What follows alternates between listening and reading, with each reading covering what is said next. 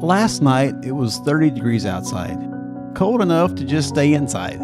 Cold enough to scroll on my phone, Instagram, Facebook feed, LinkedIn. Cold enough to say maybe tomorrow we'll go for a walk. But Amanda was out of town for work, and when she's gone, I feel it. The house just feels different. The rhythm feels different, and the leadership weight feels heavier. So instead of letting everyone drift into their own corners and get on their iPads, I grabbed a football and said, let's go for a walk. This is Summit After the Storm, and I'm Bart Wilbanks. This may surprise you, but my request to go for a walk wasn't met with enthusiasm.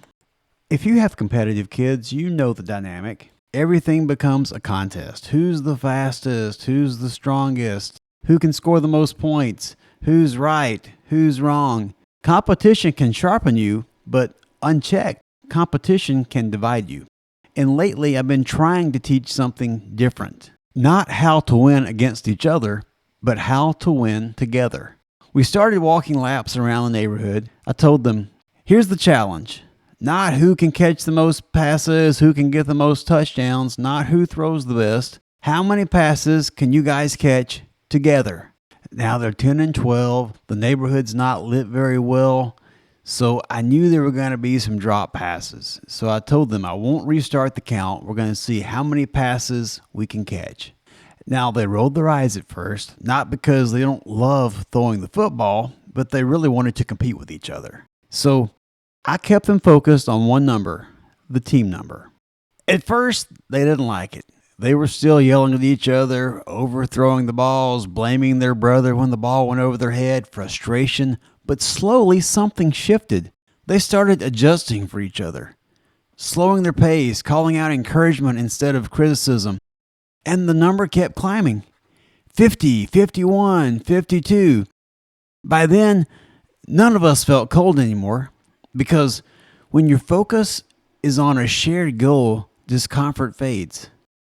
206, that was the number. They hit 206 catches in 30-degree weather by the time we got back to the house after a few laps in the dark.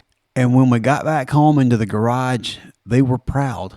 Not saying I threw better or you threw better or I caught the most balls or caught the most awesome catch, but they were proud of what they built together.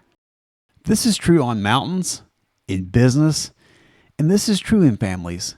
When people compete internally, they burn energy fighting each other. But when they align around a shared objective, they forget the discomfort and focus on progress.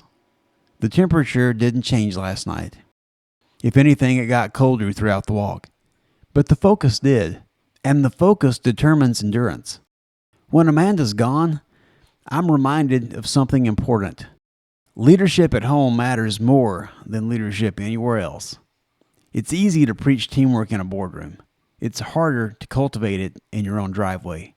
But those 206 catches weren't about football. They were about identity, about teaching them that unity beats ego, and about showing them that if you work together, anything is possible. The cold didn't disappear. They just stopped thinking about it. That's what shared purpose does.